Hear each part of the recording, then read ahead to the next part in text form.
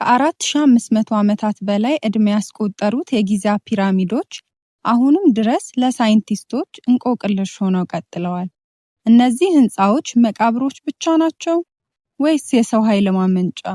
የፒራሚዶቹ አቀማመጥ ከኦሪዮን የከዋክብት ረድፍ ጋር እንዴት በትክክል ሊገጥም ቻለ? ዛሬ የታሪካችን መጋረጃ ገልጠን ዓለምን ያስደመሙትን የፒራሚድ ሚስጥሮች በጥልቀት እንመረምራለን። ቪዲዮውን ከመጀመራችን በፊት ለቻናሉ አዲስ የሆናችሁ ሰብስክራይብ በማድረግ ቤተሰብ ይሁኑ። ጉዟችንን አሁን እንጀምራለን። የግብጽ ፒራሚዶች።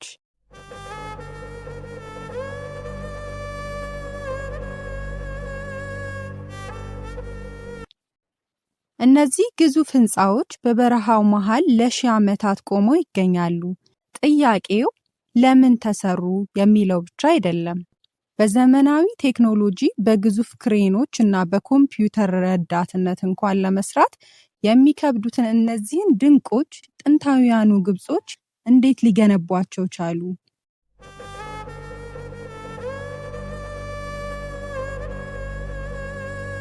ዛሬ ከፒራሚዶቹ በስተጀርባ ያሉትን እውነቶች፣ ሚስጥሮች፣ የከዋክብት ግኝቶች እና የሌላ ዓለም ፍጥረቶች እጅ አለበት የሚሉትን መከራከሪያዎች በዝርዝር እንመለከታለን። እስከ ቪዲዮ መጨረሻ አብራችሁን ቆዩ። ወደ ኋላ 4500 ዓመታትን አብረን እንጓዝ። የሰው ልጅ እስከ ዛሬ ድረስ ሊፈታው ያልቻለው የዓለማችን ትልቁን እንቆቅልሽ አብረን እንመርምር። በመጀመሪያ በግንባታው ላይ ያለውን አስገራሚ ሂደት እንመልከት። የድንጋዮቹ ግዝፈት ታላቁ የጊዛ ፒራሚድ ብቻውን ከ2.3 ሚሊዮን በላይ የኖራ ድንጋይና የግራናይት ብሎኮች የተሰራ ነው። እስቲ ያስቡት፣ እያንዳንዱ ድንጋይ በአማካኝ 2.5 ቶን ይመዝናል። ይህም ማለት የአንድ ዘመናዊ መኪና ክብደት እጥፍ ማለት ነው። አንዳንዶች ደግሞ እስከ 80 ቶን ድረስ ይደርሳሉ። እነዚህ ግዙፍ ድንጋዮች ያለ ዘመናዊ ክሬን እንዴት ወደ ላይ ያወጡት? እስካሁን ያልተመለሰ ጥያቄያችን ነው። የረጅም ርቀት ጉዞ። የሚገርመው እነዚህ ድንጋዮች የተቆረጡት ፒራሚዱ ካለበት ቦታ 800 ኪሎ ሜትር ርቀት ከሚገኘው አስዋን ከተማ ነው። በዚያን ጊዜ መንኮራኩር፣ መኪና ወይም የጭነት ባቡር ባልነበረበት ዘመን እነዚህን ግዙፍ ድንጋዮች በናይል ወንዝ ላይ አቋርጦ ለማምጣት የተጠቀሙበት ጥበብ ዛሬም ድረስ መሐንዲሶችን ያስደንቃል። ይህ የሚያሳየው የጥንት ግብፃውያን የላቀ የሂሳብና የጂኦሜትሪ ዕውቀት እንደነበራቸው ነው።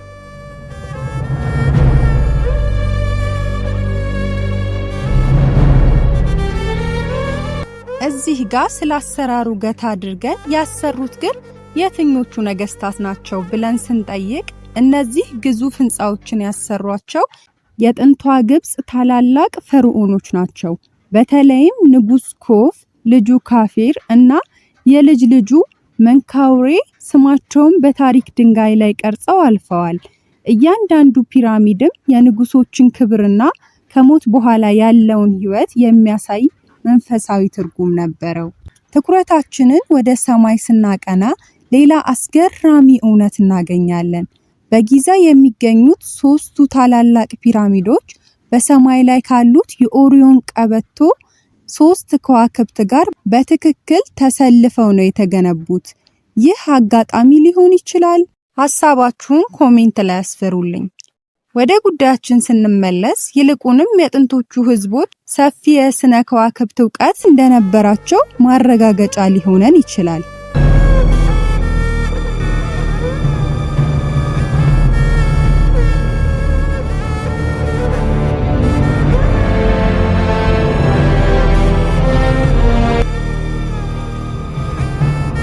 ታላቁ ፒራሚድ በትክክል ወደ ሰሜን፣ ደቡብ፣ ምስራቅና ምዕራብ አቅጣጫዎች ፊቱን አዙሮ የተሰራ ነው። የስህተት መጠኑ ከዲግሪ 1/10 ወይም 0.05 ዲግሪ ያነሰ ነው። ኮምፓስ ባልነበረበት ዘመን ይህንን ያህል ትክክለኝነት እንዴት ማሳካት ቻሉ? እንደተለመደው ያልተመለሰ ጥያቄያችን ነው።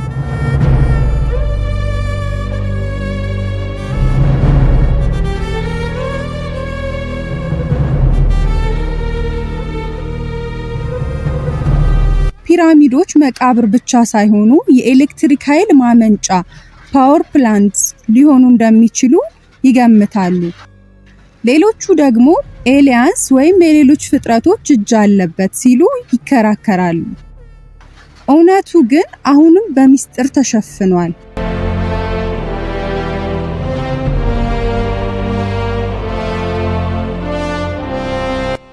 ለመሆኑ ፈርዖን ማለት ምን ማለት ነው? ፈርዖን የሚለው ቃል ትርጉሙ ታላቅ ቤት ማለት ነው። መጀመሪያ ላይ ቤተ መንግስት ለማመልከት ይነገር ነበር። በኋላ ላይ ግን ንጉሱን ለመጥራት የሚያገለግል የክብር ስም ሆኖ የመጀመሪያው ንጉስ ቶፋ እጅግ ጥብቅና ስልጣን ያለው መሪ እንደነበር ይነገራል። የእሱን ክብር የሚመጥን ግዙፍ መቃብር ለመገንባት 20 ዓመታት ፈጅቶበታል።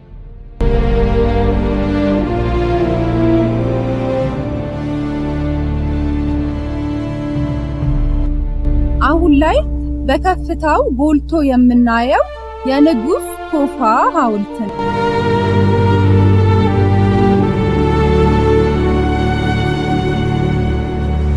ንጉስ ካፌ የኮፋ ልጅ ሲሆን ሁለተኛውን ትልቁን ፒራሚድ ያስገነባው እንዲሁም የፊቱ መልክ በታዋቂው የሴፌንክስ ሐውልት ላይ እንደተቀረጸ ይታመናል።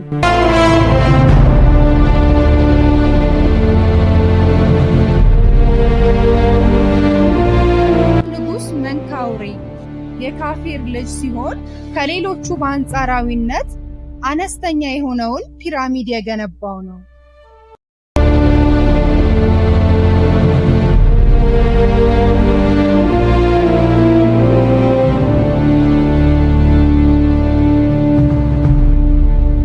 በወንዶች ብቻ በሚመራው በዚያ ዘመን ራሷን እንደ ወንድ ፈርዖን በመሰየም ለ20 ዓመታት በብልሃት የመራች ሴት ናት። ይህቺ ንግስት በጦርነት ፋንታ ትኩረቷን በንግድና በህንፃ ግንባታ ላይ ነበር። ዛሬ ድረስ የሚጎበኘው አስደናቂው የዴር ኤል ባህር ቤተ መቅደስ የእሷ አሻራ ነው። ሌላው ግብጽ ስትነሳ ስሙ በታላቅነት የሚነሳው ንጉስ ራምሲስ ነው።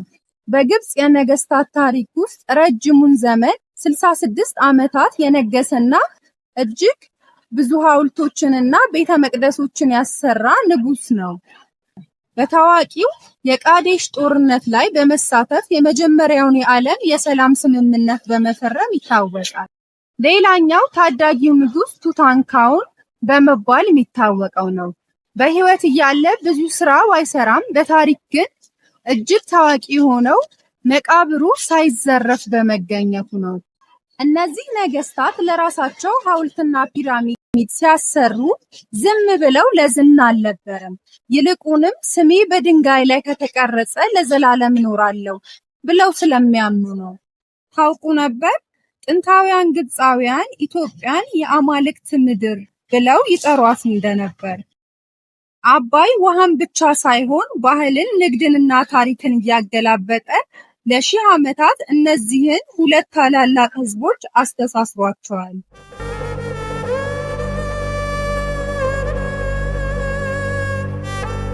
የጥንት ግብጽ ሕክምናና የህንፃ ጥበብ አርክቴክት በኢትዮጵያ ስልጣኔ ላይ፣ የኢትዮጵያ ባህል ደግሞ በግብጽ ላይ የራሳቸውን አሻራ አሳርፈዋል።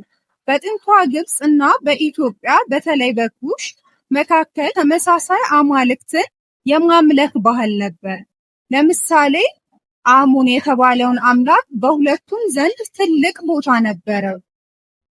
ግብፃውያን ለስልጣኔያቸው መሰረት የሆነው ለም አፈርና ውሃ ከኢትዮጵያ ከፍታ ቦታዎች እንደሚመጣ ያውቁ ነበር።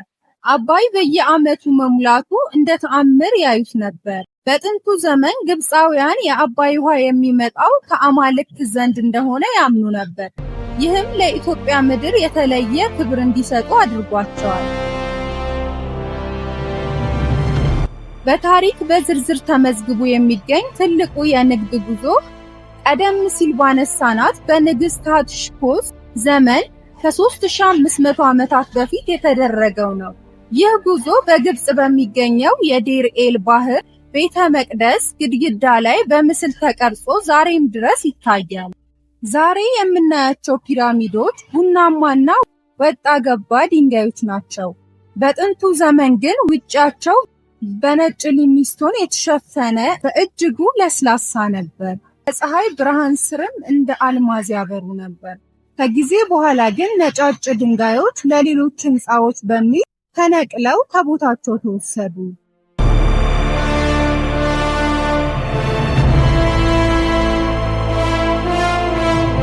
ሳይንስ አረጋገጡት ባለው መሰረት ብዙ ሰዎች ፒራሚዶችን የገነቡት በጅራፍ የሚገረፉ ባሪያዎች ይመስሏቸዋል።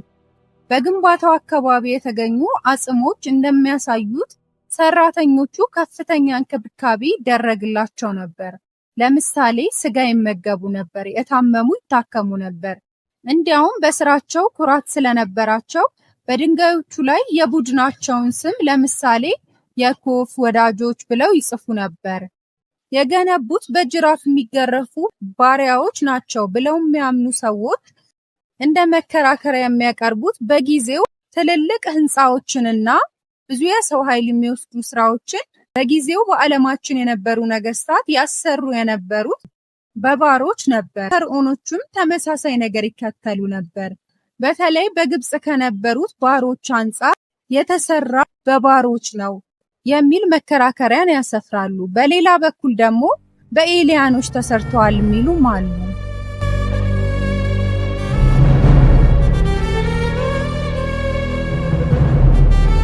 በጥንታዊ ግብጽ ታሪክ መጀመሪያ አካባቢ በተለይ በአንደኛው ስርወ መንግስት ወቅት ከ5000 ዓመታት በፊት ንጉስ ሲሞት አገልጋዮቹን አብረው የመቅበር ልማድ ነበር። ንጉሱም በወዲያኛው ዓለም እንዲያገለግሉት ተብሎ አብረው ይገደሉ ነበር።